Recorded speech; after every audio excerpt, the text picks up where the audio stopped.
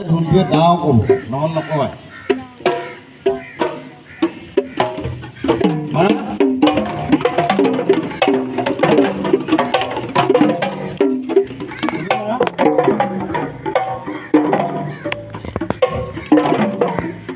এনেকৈ ল'বা, এনেকৈ চেপি পেলাই মাৰিব লাগিব, চেপি দিব লাগিব ঢোলটোত।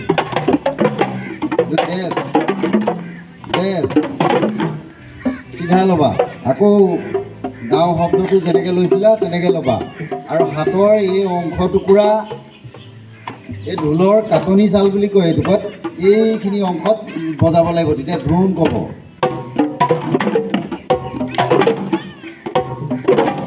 এই টুকুৰা লগাব নালাগিব আকৌ তালি।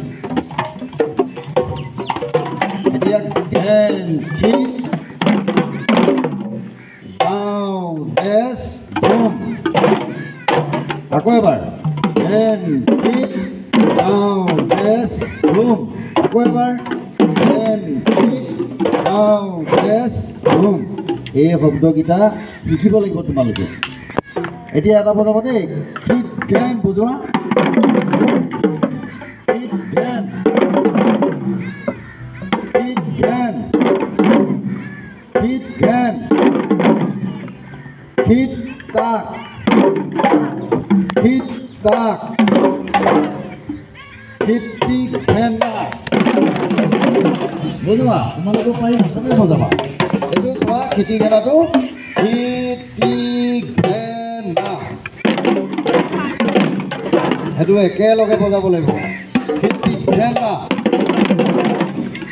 আকৌ কোনোবাই বুজি পোৱা নাই যদি ভালকৈ চাবা, খি এইখিত খি মাৰা, ইয়াত পি মাৰা, আকৌ ঘেন মাৰা, এইটো না হ'ব।